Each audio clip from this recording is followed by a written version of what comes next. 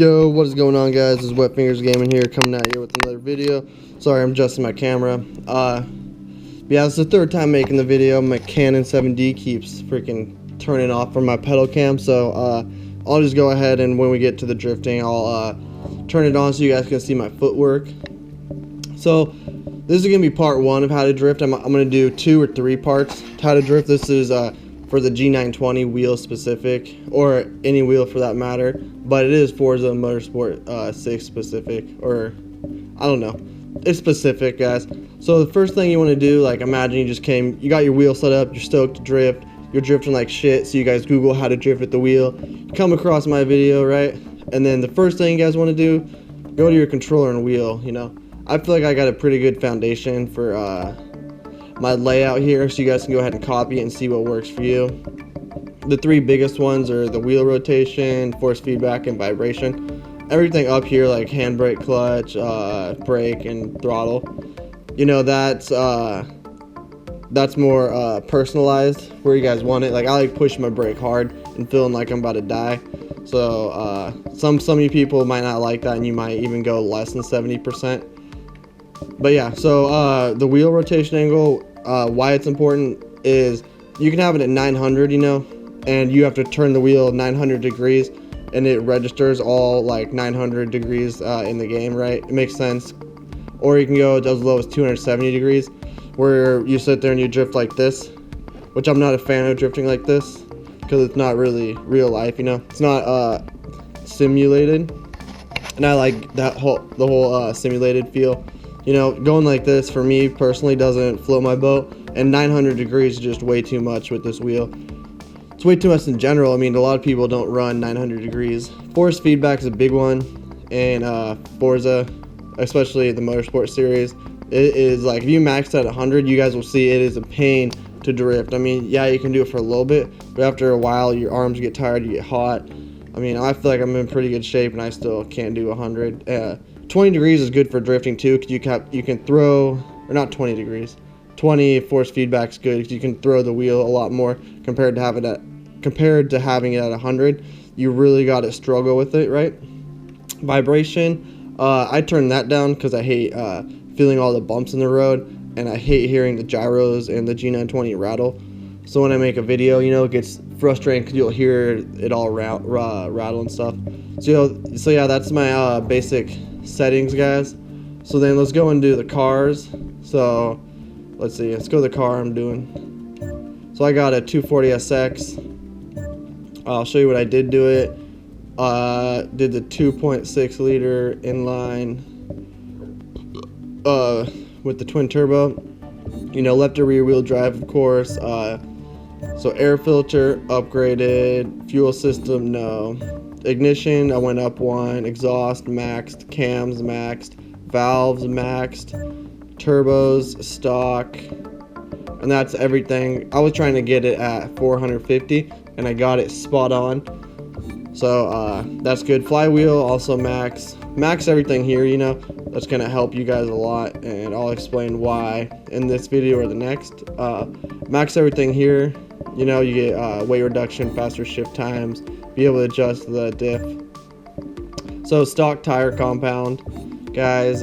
Front wheel I went a little bit wider. You know, some of you guys might be like, why do you do that? That's ridiculous. Well, I watched a video online and some dude was drifting with really fat front tires and really skinny, not really skinny, but almost stock looking back tires. And he made good points about it, as you can like hold your drift, you know. So you can hold, your front tires have more grip than your back, obviously, and while your back's spinning, you can actually hold the angle more and you can get more grip and extend your drifts. So I went JDM with this, if you know what I'm saying. Made it all pimped out, you know.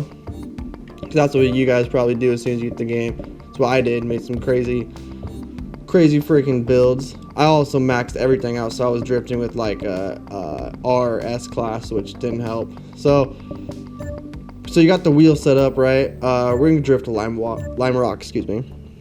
So you got the wheel set up, you got a nice good drift tune to start off, you know, not too much horsepower.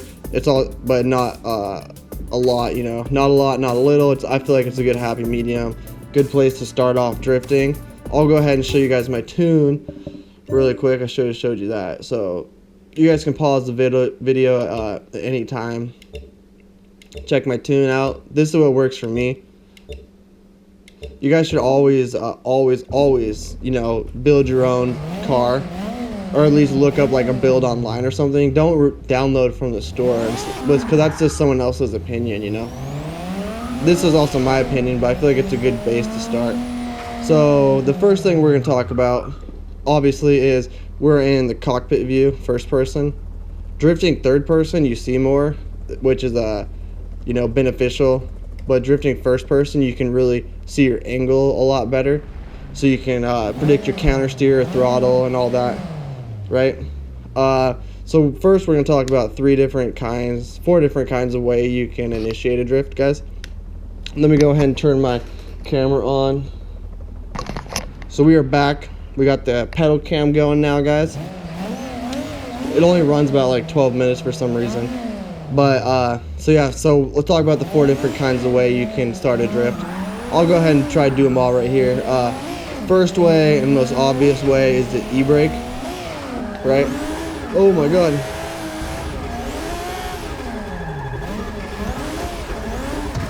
Oh, I thought I was gonna make that for sure. You know, I always drift on the inside. It's a bad habit from always doing racing. The second way you can do is you can clutch kick, which I'm not a fan, at least with low horsepower. Lower horsepower, I'm not really a fan of drifting with the clutch kicking. Like, if it's a higher horsepower, let me go ahead and turn around. That was planned out. That was like, I'm playing it off like keyboard cat right there. But yeah, clutch kicking I really don't do unless you have a really high horsepower car and are high in the power band. You know, you don't want to be too high, you don't want to be too low. If you're too low, you'll get all that torque at once and horsepower, and your car will just whip out and go crazy. And if you're too high, it really won't make that big of a difference. So, you know, you want to be like, let's see, like about right there is like the sweet spot, you know. But nobody really looks at their RPMs, you know. I don't expect you guys to, and you guys don't want to. So let's go to the crap. Give it some power. So the next way is just you can just floor it. Right. I mean, that works, but it's really crap. See right there, see how I was at a lower RPM, that clutch kick and that spun out? Yeah, so that was a good example. I'm glad I did that. Yeah, so you can just floor it. You don't really, I mean, you get no control doing that. So I'm just telling you guys that's a no-no. So if you do that, stop doing that. And the last way is the Scandinavian Flick. So if you want to take this turn right here, you go wide and then you bring it back in. So you use the body roll of the car to initiate the drift, which is pretty sweet, you know. But I don't use that one either. I mostly use Ebrake and clutch kick. So the next thing we're going to talk about is entering the drift. I already talked about that. My god, what am I thinking? So we're going to talk about maintaining the drift now that you're in the drift. Like, you guys can see my throttle right now. Crap. Ebrake. Crap. Not used to this car, and I haven't drifted all day. So excuse me if I'm drifting like crap. You guys can check my other videos. I do drift a lot better than this. So yeah, when you're in the drift, let me go ahead and bring it back around. Let me bring it up to here. So say you're going in the turn, right? You clutch kicked or whatever, and now you're in your drift. Let me go ahead and line it up. So say this is your angle right here, right? You don't want too crazy of an angle. Like, it's awesome to get the wild angles, but you got to think realistically at the same time. So right here is like a proper angle. Let me go ahead and get in reverse a little bit so it looks realistic. So like harder than I thought. Right here. So now you want to do your counter steer. So you're counter steering to the left right now because you go opposite counter steer, right? And what you want to do is you want to maintain this angle, right? But at the same time, you're trying to whip it back to this right. So you can take this turn. You want to maintain the counter steer, and the more your back comes out, the less you want to lay out the throttle, or the more you want to lay out the throttle. And then when your back starts to come back around, you want to give it gas, and that'll kick the back out, but you want to try to maintain the counter steer. You don't want to go crazy with the wheel and all this. You want to try to keep it nice and tight with the counter steer. So we start to come up, right, with our counter steer. And the biggest problem I see with people drifting online with the wheel is they always have problems with the rebound, like transitioning from one drift to the next. What you want to do for that, what I found out, and first person for this works the best, guys, is watch my wheel. I'll snap back, I'll counter, like, hold on, let me get a good example. So when the guy brings his wheel to the left, like he stays all the way to the left and starts bringing it back to the right, I'm going to be at the right, and I'm going to start bringing it back to the left, and you want to meet the guy, like the drivatar, right in the middle, and that'll completely stop your rebound stiff, or your rebound. So like, let's clutch kick into this. So you'll see what I'm talking about. So we'll go wide, right? And then we'll bring it back, and then we'll match him, kind of. That's the big thing, is if you don't counter with the drivatar, then your car is just gonna whip back and forth and fishtail, and it's gonna be nasty, and you're gonna be pissed, and it's gonna suck, and you'll never really get the hang of it. So let's see. Crap. I'm not used to this car, like I said again. So right here, we'll extend this drift. Talking about extending now. Extend, you know. Oh my god, I'm drifting like crap. Make me angry now. But let's see. Give it some gas. Right, give it some throttle. Then we'll extend it to fourth. Wait for it. Bring it back. A little gas. Yeah, that was just bad. Drifting like crap right now. But so yeah, that's a good one too, is knowing when your car whips back, right? So far we got initiating the drift. Like the best way to do it, like I said, is Ebrake. Second best, clutch kick, and then the other options are stupid. We got maintaining the drift. You want to keep your good counter steer, keep the throttle control. Like, let me show you one more example. I'm gonna try to like show you guys. So you guys can see, like, I'm constantly adjusting the throttle like that, and then I match the drivatar with this wheel. Then I went too heavy with the Ebrake. A good tip for the Ebrake too is when you bring it back, or when you initiate the drift, you really want to lay off the gas when you enter the Ebrake, and you want to get yourself in that proper angle, which is going to suit you, and then start applying the gas. Because if you Ebrake and go straight to gas, all you're doing is shooting yourself in the foot. You're over rotating your drift. So let's see. So we'll go in here, right? And then we'll Ebrake. Here's the angle you want, and then we're gonna give it gas, and then we can hold it. So that's a huge tip. You know, we'll do the same thing. Ebrake, counter steer, find the angle. That was a little bit exaggerated, but I'm trying to exaggerate so you guys can understand and see. But yeah, you see how like fine I'm trying to be with the throttle. That's a big thing too, guys. Let me go ahead and go to my notes are on the ground. Dang, hold on 1 second. Okay, and we're back, guys. So yeah, we're gonna talk about right now is predictability. You want to predict, like, a big thing too, which is pretty common. You want to predict where your car is gonna be. You want to predict like the ground. You know, like say I might hit grass really soon, so I want to lay up on the throttle so I don't spin my car in the grass, because it has a lot less traction. Clutch kick that. I mean, it's really hard to explain how to drift with the wheel. Everybody's different, guys. You know, this is like kind of a, like, I'm trying to run through it really quick, like a beginner tutorial. You know, I'll do one lap where you guys can watch me, check out my footing, and I'll kind of talk you through what I'm doing. You know, if you guys made it this far, then you guys are committed to drifting, which is awesome. But the biggest thing is going to be practice. Ooh, close. It's gonna be practice, guys. I mean, you're not gonna get better at watching YouTube videos. Like, it's gonna oh crap. See right there, if I had the Ebrake easily available, I would have hit that rather than clutch kick, because I was so close to the edge. You know, you can't clutch kick that close to the edge because you're oh, I thought this was gonna, I'm used to my other car, I can slam it forth like that. So it's a little bit less horsepower, but you can see, like, Ebrake, find the angle, counter steer, give it my gas, follow through, and then trying to match up with the drivatar. So talk it through one more time. Let's see. Fast, e-brake, counter steer, hold the angle, give it the gas, you know, massive drivatar. And you want to be careful. Oh shit, I was just about to say, you want to be careful on the grass when one wheel's off. It sucks. Okay, a clutch kick this time. And max the throttle out. The more angle you have, the less throttle you want to use, like I said, and the less angle you have, the more throttle you want to use. You want to really kick that those back tires out. So we'll do another, coming in a little hot. That's right. Make it work. Crap.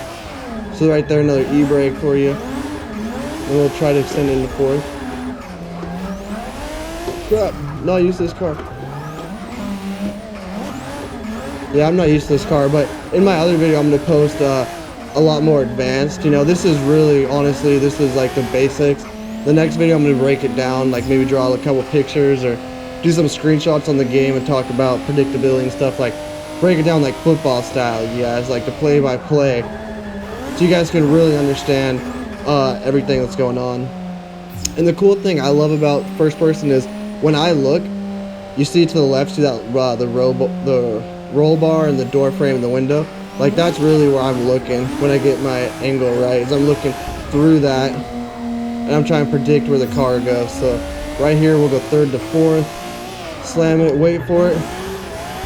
Oh crap, I'm always coming in short. Like I need to work on going to the outside more when it comes to drifting. Let's do one more quick lap before my camera dies. You know, if I forgot anything, I'm gonna add it to this video. Crap. So you see I threw the e-brake right there. Crap. See, I could have swung that wider. I'm trying, guys, I'm trying, but I'm not used to this car.